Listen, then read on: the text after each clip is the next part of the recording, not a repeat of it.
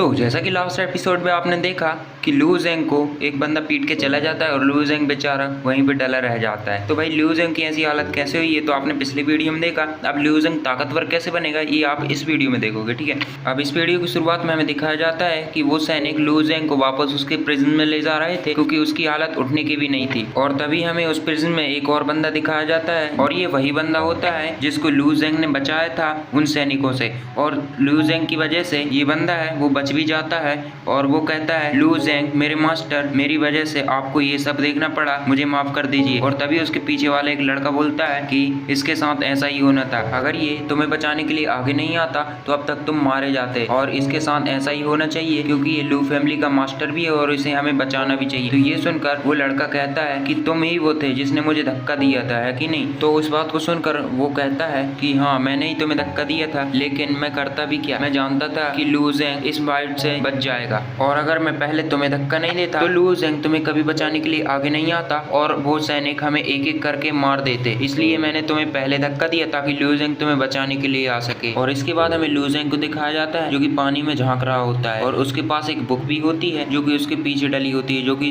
First part में हमको दिखाया गया था। और देखते ही देखते उस बुक से एक गोल्डन रोशनी निकलती है और उनसे कुछ बर्ड भी निकलते हैं बाहर। हर बर्ड की एक अलग मीनिंग ही होती है, इसलिए लू ज़ेंग का ध्यान उस बुक की तरफ चला जाता है। जैसे ही वो बर्ड चमकते हैं लू ज़ेंग उनको ध्यान से देखने लगता है और तभी लू ज़ेंग के देखते ही वो बर्ड अपने आप सीधे बुक के अंदर चले जाते हैं। और लू ज़ेंग सोचता है मेरे साथ ही ऐसा क्यों हो रहा है, क्या ये मेरा इल्यूजन है। तो वो बुक को उठाता है और वहाँ से जाने लगता है और कहता है कि सबसे पहले मैं इस बुक को ही खत्म कर देता हूँ, ना रहेगी ये बुक और ना रहेगी किसी प्रकार का इल्यूजन। और तभी ज़ेंग उस बुक को जलाने के लिए जाने लगता है और कहता है कि फादर मुझे माफ कर देना, आपने मुझे ये बुक गिफ्ट में दी थी लेकिन अब मेरे पास इसके सीखने के लिए वो स्किल नहीं है। और तभी लू ज़ेंग उस बुक को आग में डालने के लिए जा रहा होता है और वो आग में उस बुक को डाल देता है। अब डालने के बाद वो बुक तुरंत ही जल जाती है, लेकिन जलने के बाद लू ज़ेंग को अपने फादर का विजन आता है जो कि उससे कह रहे होते हैं कि लू ज़ेंग मैंने ये बुक अपने पूरे जीवन भर में लिखी है और इससे तुम जब भी प्रैक्टिस करोगे तो तुम्हें काफी अच्छा फायदा होगा। और लू ज़ेंग ये सुनकर काफी इमोशनल हो जाता है और साथ ही साथ लू ज़ेंग के फादर लू ज़ेंग से बोल रहे होते हैं कि तुम्हें अपनी बहन को ढूंढना है और उसकी रक्षा करनी है। लू ज़ेंग ये सुनकर काफी ज्यादा इमोशनल हो जाता है और तभी हमें लू ज़ेंग को दिखाया जाता है जो कि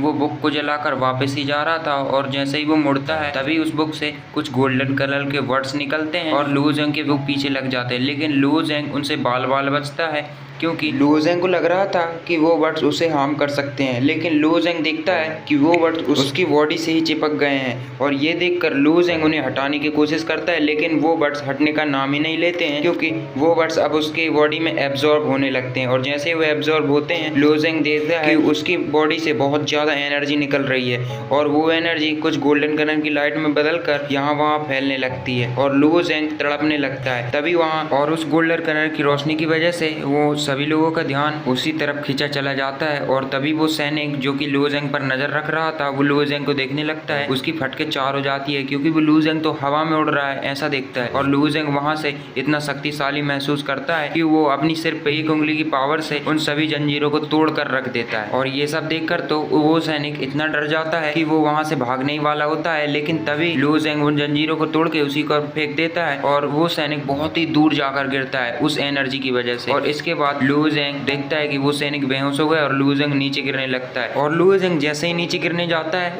वो भी बेहोश हो जाता है और बेहोश होते ही लू ज़ेंग वहां से सीधे उसके प्रिज्म में बने नीचे पानी के अंदर गिर जाता है और पानी के अंदर वो जाते ही चला जा रहा था जैसे कि कुछ बचा ही ना हो। और तभी वो नीचे गिरते गिरते सोचता है कि मैं कुछ नहीं कर पाया, ना मैं अपनी बहन को बचा पाया, ना मैं अपने फादर को बचा पाया। और तभी वहाँ हमें एक ड्रैगन दिखाया जाता है जो कि लू ज़ेंग के आसपास घूम रहा था और लू ज़ेंग भी सोच रहा था कि भाई मैं क्यों गिर रहा हूँ ऐसा। और तभी वहाँ पे एक फर्नेस आ जाता है जो कि लू ज़ेंग को झेलने के लिए आया था। देख रहे हो, हीरो को झेलने के लिए फर्नेस आया है, मतलब कोई आता तो ठीक है। यहाँ पे लू ज़ेंग फर्नेस के अंदर गिर जाता है और फर्नेस के अंदर गिरते ही वो ड्रैगन भी जिसका नाम असुरा होता है वो भी लू ज़ेंग को यहाँ पे ऐसे ताक झाक करने लगता है जैसे कि वो सच में उसका दुश्मन है। लेकिन आगे हमको पता चलेगा ये उसका क्या लगता है, ठीक है। और यहाँ पे लू ज़ेंग को दिखाया जाता है जो कि उसी फर्नेस के अंदर गिर जाता है और उस फर्नेस के अंदर एब्जॉर्ब हो जाता है और ऐसा होते ही उस फर्नेस से काफी तेज रोशनी निकलती है है और लू ज़ेंग उस फर्नेस के अंदर दिखाया जाता है जो कि कुछ सोच रहा होता है खड़ा खड़ा। और तभी लू ज़ेंग सामने देखने लगता है कि यहाँ चल क्या रहा है, और इससे पहले कि वो कुछ समझ पाता वहाँ पर बहुत सारे मेट्रोइड की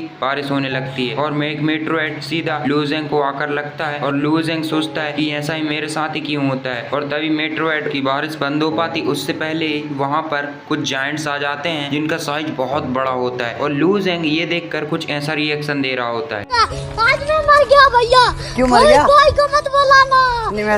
और तभी लू ज़ेंग उन जायंट्स को देखकर दुम दड़ाके भागने लगता है क्योंकि उसको डर लग रहा था। उनके पास बहुत बड़े बड़े हैमर थे और लू ज़ेंग इससे पहले कुछ कर पाता एक हैमर सीधा उसको हिट करता है और लू ज़ेंग सीधा जमीन पर जाकर गिरता है और लू ज़ेंग वहां से भी उठ पाता है। उससे पहले लू ज़ेंग पर दोबारा हैमर से हमला किया जाता है लेकिन लू ज़ेंग उस पार उससे बच जाता है और लू ज़ेंग सोचता है ये मेरे साथ हो क्या रहा है। कुछ देर तो वो सोचते सोचते वहां से गिरने लगता है, लेकिन मैं आपको बता देता हूँ ऐसा हो क्यों रहा है। लू ज़ेंग की जो बॉडी है वो स्ट्रांग हो रही है इससे, क्योंकि वो जो फर्नेस था उसके अंदर जो भी जाता है उसकी बॉडी एक मेटल के जैसे स्ट्रांग हो जाती है, उसके अंदर कुछ पावर्स आ जाती हैं। लेकिन लू ज़ेंग को ये बाद में पता चलेगा, इसलिए मैं पहले ही बता देता हूँ। और लू ज़ेंग वहां से भागने लगता है और लू ज़ेंग जैसे ही ऐसा करता है वो जो जायंट्स होते हैं वो लू ज़ेंग पर हमला कर देते हैं, लेकिन इस बार का हमला ज्यादा पावरफुल होता है। जहाँ से वहां से पहाड़ वहाड़ टूटने लगते हैं, लू ज़ेंग वहां से लटकता, लेकिन उससे पहले दूसरा जायंट उस पर हैमर से हमला कर देता है और भाई वो इतने बड़े बड़े डंडे लेके आ जाते हैं और लू ज़ेंग को बीच में क्रश कर देते हैं। और जैसे ही वो बीच में क्रश होता है लू ज़ेंग वहीं पर बिल्कुल दब जाता है दोनों जायंट से,